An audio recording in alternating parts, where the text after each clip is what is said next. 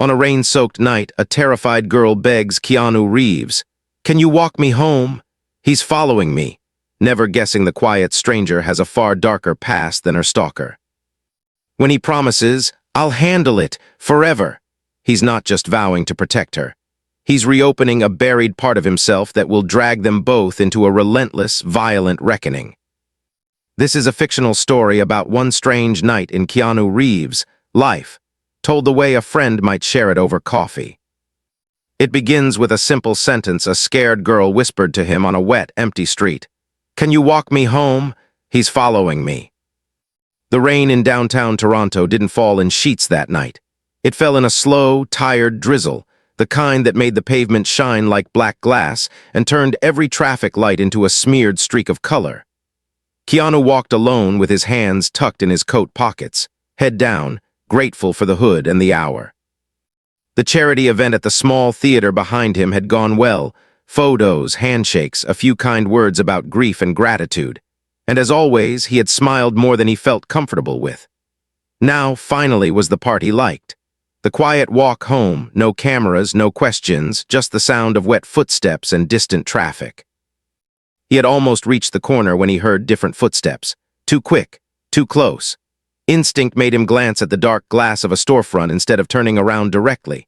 In the reflection, he saw a young woman hurrying toward him, one hand gripping the strap of her backpack, the other pressed to her chest like she was physically holding her heart in place. Her eyes were wide, scanning the shadows behind her, not him. This wasn't the look of someone who had just recognized a movie star. It was the look of someone who had just recognized fear. She nearly collided with him and stopped so fast her sneakers squeaked on the wet sidewalk. For a second, they just stared at each other. Keanu saw her register his face, that tiny flash of shock. Is that? But it vanished under something bigger, rawer, terror. "Can you?" Her voice cracked. She swallowed, tried again. "Can you walk me home? He's following me." He didn't ask who he was. He didn't ask for proof. The trembling in her hands answered everything. Keanu stepped slightly to the side so he could see past her while still shielding her with his body. Down the block, under a weak yellow street lamp, a figure in a dark hoodie stood too still for too long, pretending to study his phone. The hood was pulled low, but what set off alarm bells in Keanu wasn't the outfit, it was the posture, relaxed but alert. The way stunt coordinators taught people to stand when they might need to move fast. "Okay," Keanu said softly, as if they were just two strangers making casual plans. "Yeah, I'll walk with you." Her shoulders dropped a fraction, a stuttering breath leaving her lungs. She stepped closer, close enough that he could feel the fine tremor running through her. She smelled faintly of rain and cheap strawberry shampoo. Young, too young to be this afraid.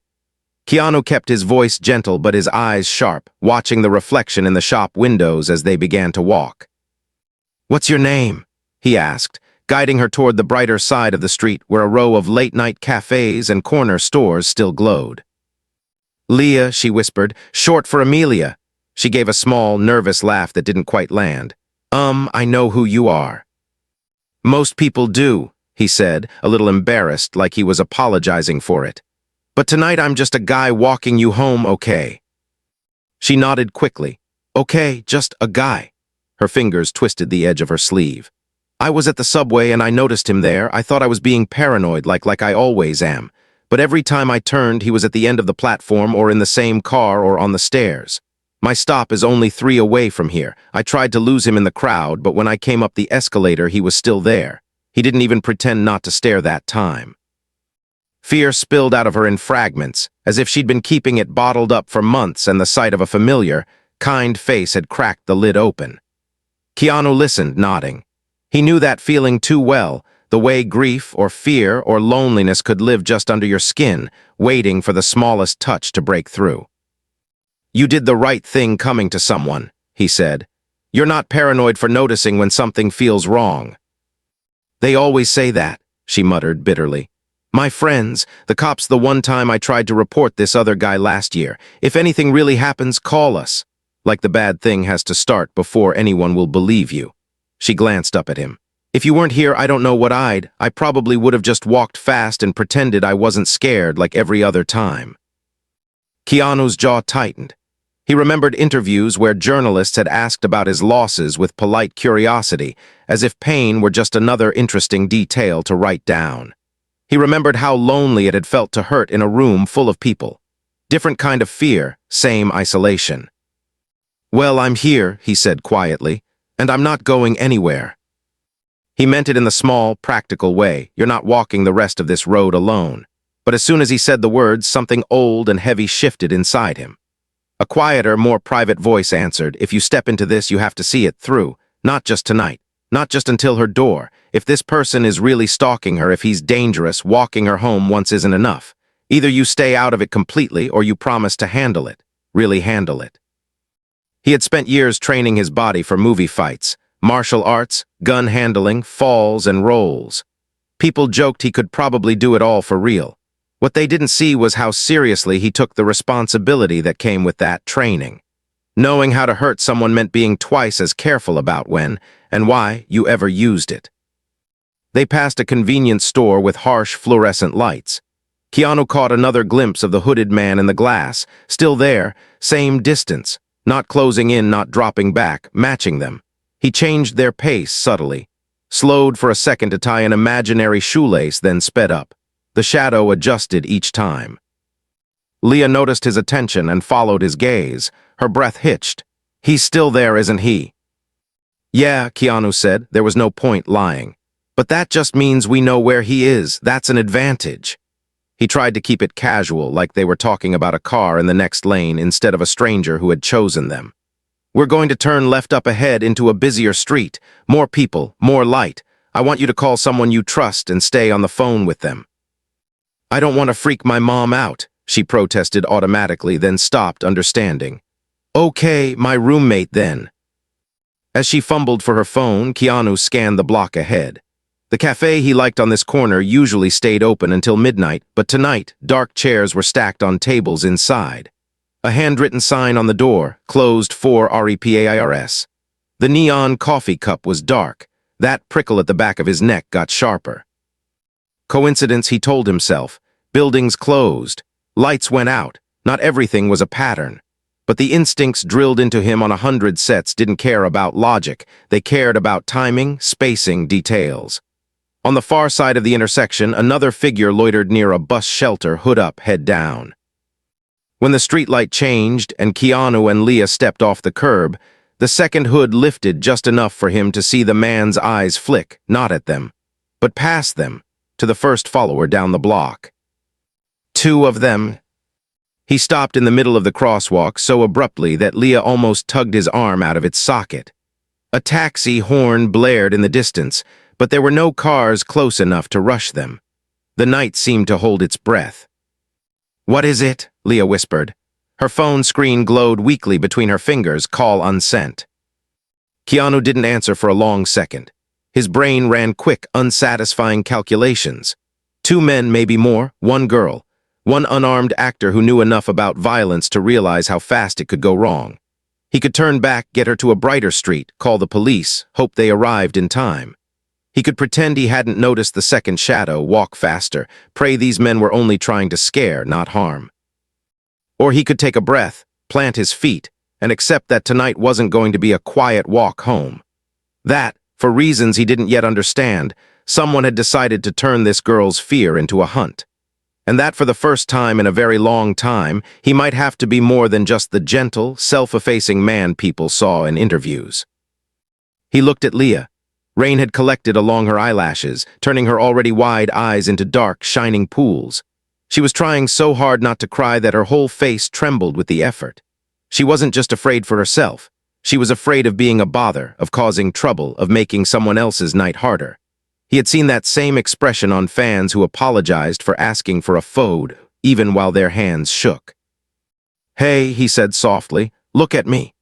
When she did, he let her see something steadier in his gaze than she was probably expecting. "I'm not going to let anything happen to you, not tonight, not after tonight. I'll handle this, for as long as it takes, okay?" "You promise?" she breathed, like a child asking if monsters under the bed were real. "I promise," he said. The words landed inside him with the weight of a contract. Behind them, the first hooded man finally began to close the distance, unhurried but deliberate. Ahead, the second pushed off the bus shelter, pretending to check the time on his blank wrist.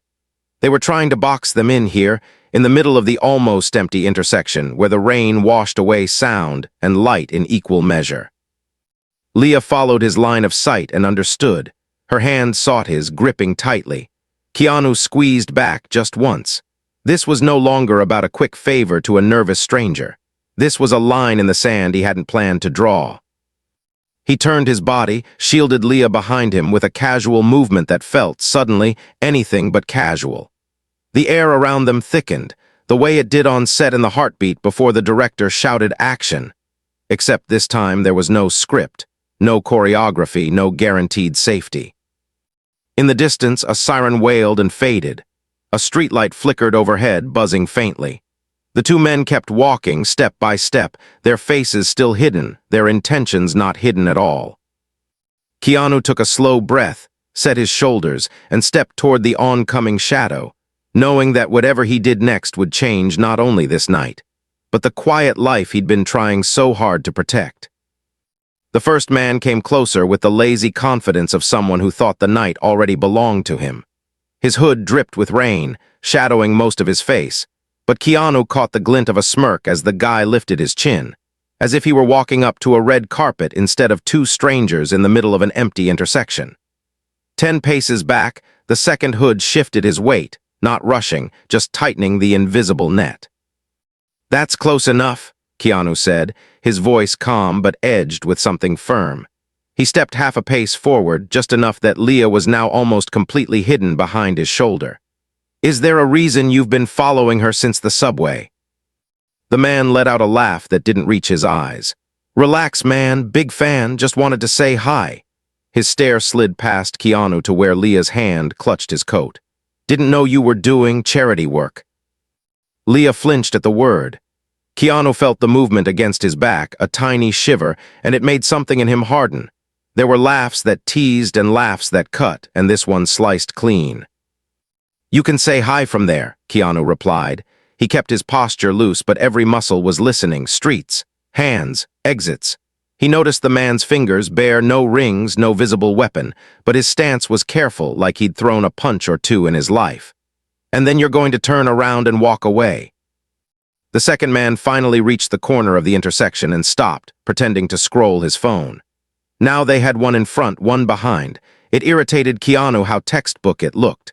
When he was younger, he had trained long hours to make staged danger look real. Tonight he was staring at the real thing, and it felt almost staged. "Look, man, no need to be dramatic." The first guy took another step, slightly to the side, trying to angle a line of sight to Leah. "We're just walking. Same city, same sidewalks, public space, right?" Keanu mirrored the move, blocking him again. "Public space doesn't mean you get to make people feel hunted." He said it simply, without heat.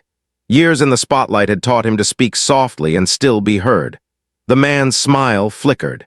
He glanced for half a second at the second hood, a tiny check, and that told Keanu more than any words. Behind him, Leah's phone buzzed weakly in her palm. She finally managed to tap her roommate's name and lift it to her ear, but her voice shook too much to say hello. Keanu covered the lower part of his face with his hand as if rubbing his chin, pressing his own phone's side button 3 times in his pocket. The emergency call countdown started silently, giving him a thin thread of backup. "You know who I am," Keanu said quietly. "So you know every store camera on this block, every person looking out their window right now knows who you're messing with. This is not a smart choice." For a heartbeat, he saw uncertainty. It wasn't respect, it was calculation. The man looked him up and down like a problem he hadn't expected on tonight's schedule. "Yeah, I know who you are," he said. "I also know guys like you get on a plane and disappear. We don't." The word "we" hung heavy. This wasn't random. Keanu's emergency call connected in his pocket. He heard the faintest click of an operator staying silent, listening. "Good." "All right," Keanu said, exhaling slowly. "Then start making better choices for the life you're stuck with. Choice 1, walk away." The second man finally broke his act and began to close in from behind. Leah saw him over Keanu's shoulder and her breath tore out of her like she'd been punched. "Keanu," behind. The first guy used her distraction. He darted to the side, fast, reaching for her arm. Keanu's body moved before his mind caught up, every stunt rehearsal threading together into real instinct. He caught the man's wrist in midair, twisting it just enough to redirect, not break. With his other hand, he guided Leah firmly back, pivoting them all out of the path of an oncoming car they'd stopped noticing. Tires hissed on wet asphalt as the car passed, horn blaring, headlights flooding them in sudden, harsh light. For one vivid second, everyone was frozen under that beam. Leah's terrified face, Keanu's steady grip, both hooded men startled and exposed. In that flash of brightness, the illusion of secrecy cracked. A woman watching from a bus window lifted her phone to record. Two teenagers at the corner store door leaned out, eyes wide. The second man swore under his breath, his plan unraveling. "Forget this, let's go," he muttered. The first jerked his arm, trying to pull free. Keanu loosened his hold, giving him an easy exit, but he held the man's gaze. "You're done for tonight," he said. "I've already called the police. Cameras saw everything. This doesn't just disappear because you walk away." The man rubbed his wrist and stepped backward, but he couldn't resist one last line. His voice dropped, meant only for them. "You really think you can protect her forever, movie star? We already know where she lives." Leah made a small, raw sound that hurt more than any punch could have. The men turned, melting back into the dark edges of the street. The distant siren that had been a faint echo grew louder, closer, turning down their block. For a moment, the night sagged in on itself. The tension that had held Keanu's body tight let go, leaving his knees a little weak. Leah still clung to his coat like it was the only solid thing left in the world. He pulled his phone from his pocket and lifted it to his ear properly, finishing what he'd started. "Yeah," he said to the operator. His voice sounded calmer than he felt. "There were two men following a young woman. They just took off down King Street heading west. We're okay, but please send someone. We'll wait right here." When he ended the call, Leah finally found words. "I told you," she whispered. "He knows where I live. They always say that like it's a bluff, but it never is." Keanu turned to her, his own adrenaline still buzzing under his skin. "Listen to me," he said. "You did everything right. You noticed. You asked for help. You stayed." His eyes searched hers. "We're going to that station. You're not going home until there's a report on record and a patrol car that knows your name. You shouldn't have to carry this alone anymore." Her lips trembled. "They're not going to believe me. They'll say they didn't touch me, so technically no crime, that I'm exaggerating." "Then they'll have to tell me that to my face," Keanu replied quietly. "And I'm not great at being told scared women don't count." Blue and red lights finally washed over the wet street, turning the puddles into broken jewels. As the cruiser pulled up and two officers stepped out, Leah stole one more glance down the direction the men had gone, half hoping to see nothing, half terrified she'd see them watching. The sidewalk was empty. For now.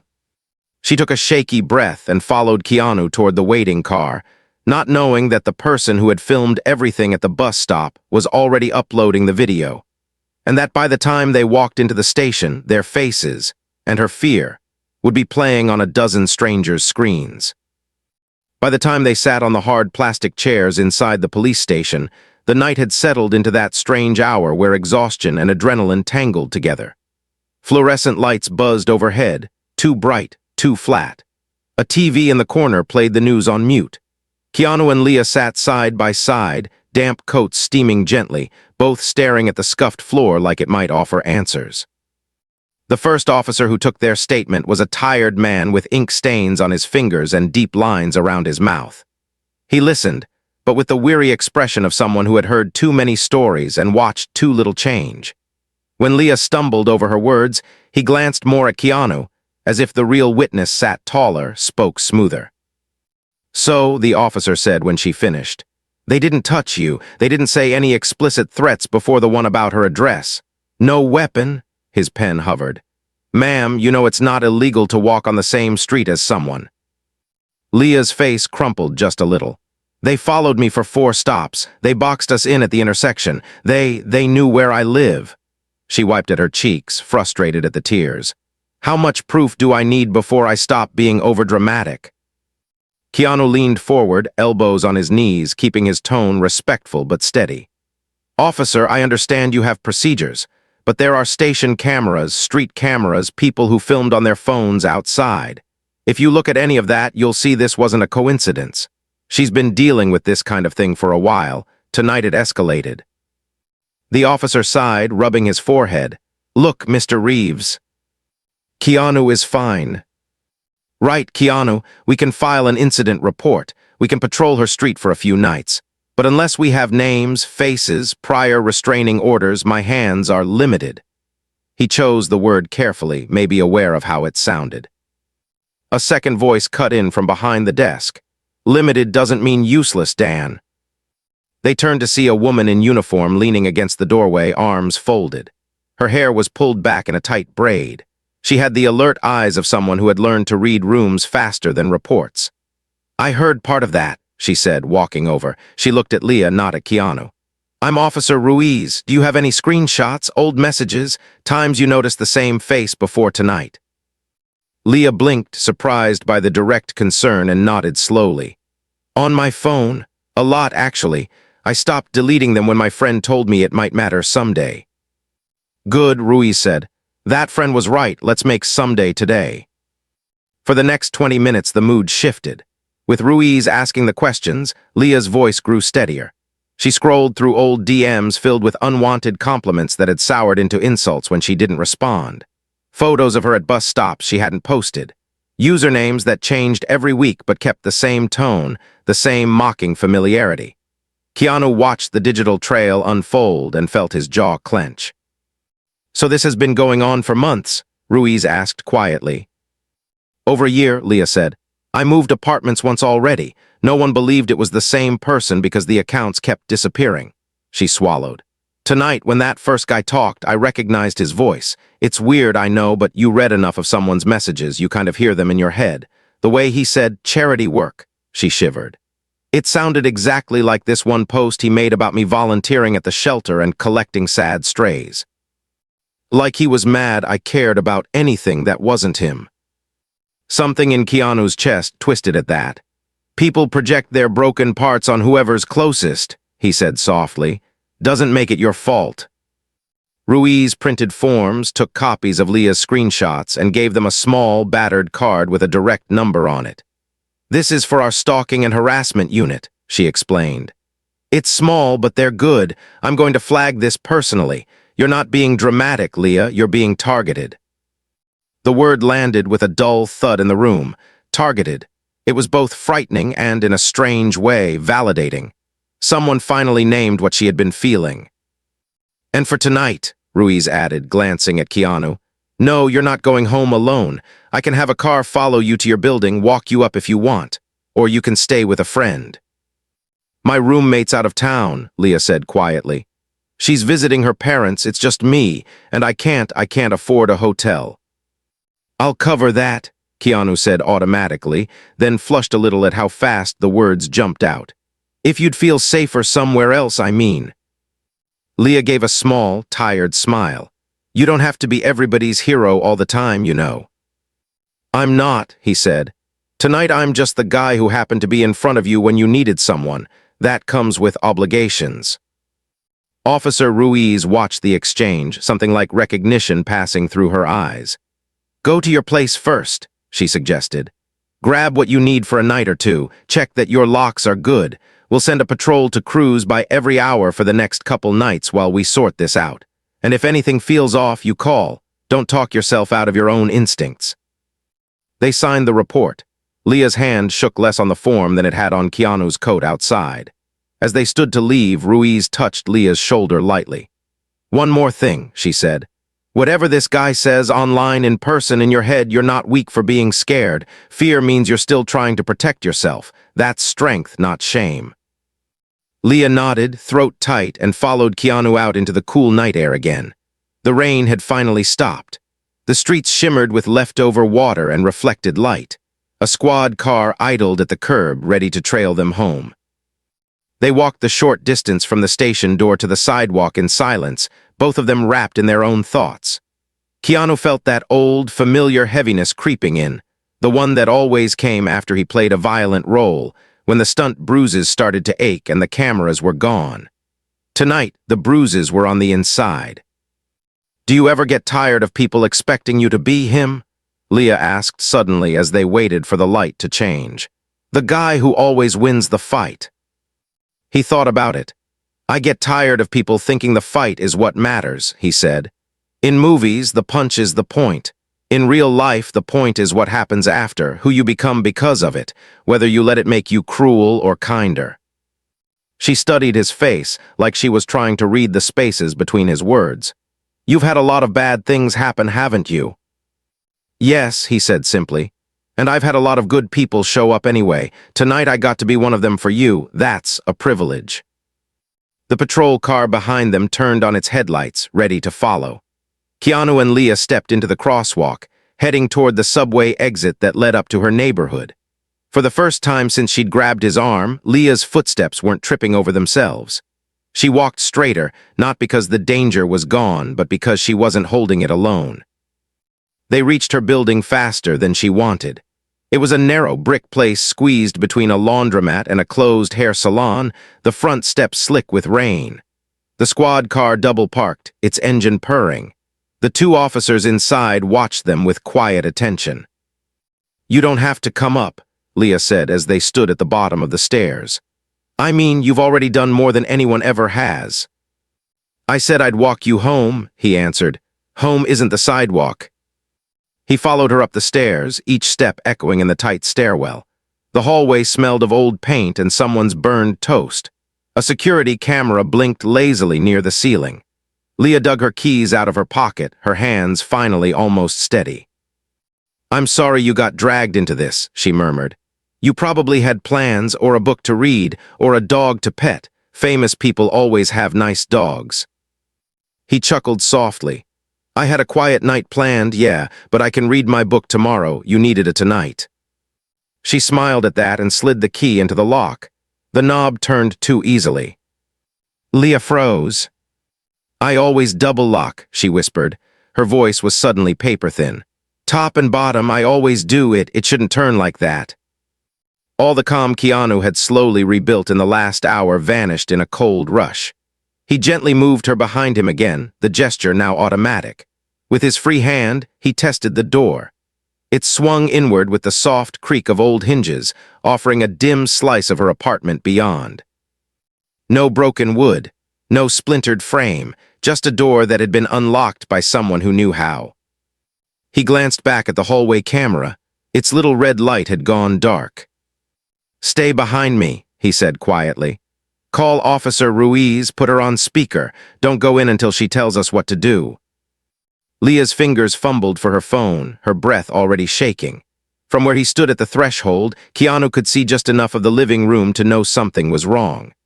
A chair slightly pulled out, a lamp that had been on earlier now dark, and on the small coffee table by the couch, a single sheet of paper that hadn't been there when she left for class hours ago.